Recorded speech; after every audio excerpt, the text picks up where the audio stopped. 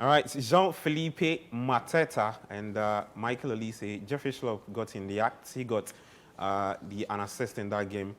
That ended 2-0 at the Etihad Stadium. Manchester City dropping points again. Coach, what are we cooking today on the tactical board? Yeah, so there were 4 goals in that game, 2 apiece. But my interest is that Jeffrey Schlupp contribution to Palace's first goal. Okay. The goal that I believe got them to believe that they could get something out of this if they were to push a bit harder. So I'm going to roll the goal and let it go, and then I will start it all over again. That's right. At this stage, you wouldn't see the importance of what Jeffrey Schlupp did. Okay. Hopefully, I'm not getting exactly what I wanted to talk about, but all the same, I will look at it. This is one of the reasons why the Ghanaian will have to be included into the Black Stars. I've always said that. Try and put aside your ego.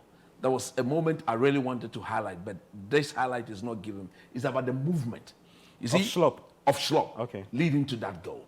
What actually happened was that Man City had a very high line, and the high line meant that the likes of Alvarez, the likes of Phil Foden and co. should have gone to put some form of press on the Crystal Palace defenders. Okay. There was nobody pressing the ball. Jeffrey Schlupp started his movement from an offside position. He started the move from an offside position, which unfortunately we are not able to see here. But again, because he knew exactly what he had to do, look at what happened.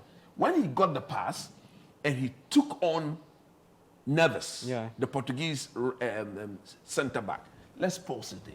You mean Ruben Diaz? Ruben Diaz, sorry. You can clearly see him putting himself in between Neves and the ball. Yes. That made sure that Neves had no impact whatsoever on the ball.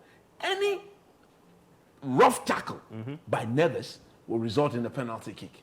So this is an indication to every forward. When there's a strict 1v1 situation and you're on the move and you are in control of the ball, make sure your body is in between the ball and your opponent, with the ball being on your favorable side where you can control and dictate the pace of it. And look at Jeffrey Schlupp. He clearly understood that he was not doing this alone. He was actually moving along with Mateta. Just want to highlight Mateta a bit. This is Mateta. Mateta had Nathaniel Ake with him. So it was a clear indication that who will get to the ball first. Ake knew that he had to at least get across this way. Because you realize that Ake is also paying attention. He's also paying attention. He's observing exactly what is happening here. So he knew that he had to get across Mateta. But we all know Mateta. He's big. He's strong. Again, what Mateta actually did was to hold him up and then back. You see, you could clearly see his son all over Ake, not allowing Ake to get to the ball. The credit must be given to Jeffrey Schlupp. Like I said, although we are not seeing his initial movement that played him onside, once he got control of the ball, he had his body in between Ruben Neves, the Portuguese centre-back, and the ball meant that he was in total control. Neves, having realized that, could not have dived into any form of tackle. And that meant that if Jeffrey Schlupp could pick the ball deliciously in between the goalkeeper of Man City and the centre-back, Nathan Ake, who was, let me say, a bit manhandled. Not in a foul manner, but in terms of strength. He was being bullied by bigger, Mateta. Stronger, and that was it. So once Crystal Palace got this, they knew they could get something out of it. Don't forget, I think about some 2-3 seasons ago, they beat Man City here. Yeah, true. Andros Townsend, I remember that goal. That terrific non-drop strike eventually got them to get a result against Man City. So Man City knew of the history between Day and Palace at the Etihad. And like the commentator rightly said, this is the third time in a row at home where they've allowed a lead to slip. Does it mean that they are a bit fatigued mentally, or it is what it is? Lack of motivation, Edwin. I've listened to several commentaries after the 2-0 draw, and people so there's a section that is saying that let's not write off Manchester City. There's a section that is also saying that City are demotivated a bit after going with that treble last season. But let's talk about the late collapse look at the penalty that came in. Well, the whole sequence for that penalty was very unlike Manchester City. And first of all, Bernardo Silva, you'd expect him to have better control, better sense of where he was and who was around him. He gave away the ball pretty badly there. And then there was Foden. Foden, who should have as well have better awareness of where he was, decided to kick out without looking around. So Foden on defensive duties now. Yeah, Foden on the defensive. It was weird to see, but that is why attackers are often found suspect when they are in such positions. Yeah. But I'd like to give credit to Mateta for once. When the ball went out to Bernardo Silva, he was right in the box and decided to chase after the ball. He could have let it go and said, I'm not getting to that ball. Yeah, that's true. He decided to chase after it, and that is when Bernardo Silva lost the ball. So there's this belief in Crystal Palace that they can get at teams. They can go after balls. There's nothing lost at any point in the game.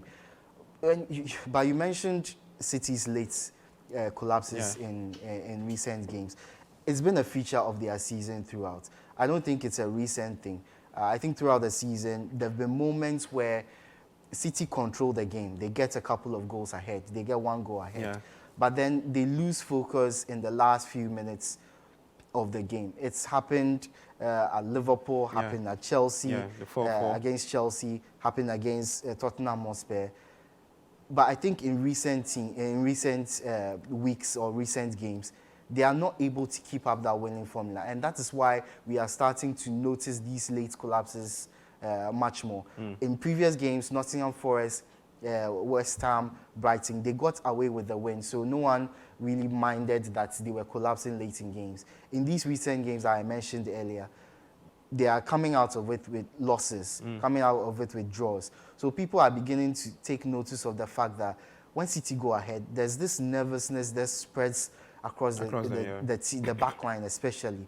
There's a lack of focus. As you mentioned, it could be the fact that they're a little complacent now that they've won the treble, or teams are starting to find them out. Teams are starting to notice that this City team is attacking in phases. They are really good for 20 minutes, 30-minute phases, but then there are moments where they lose focus, they lose concentration, and that is where you get at them. Crystal Palace took this opportunity. A few other teams have.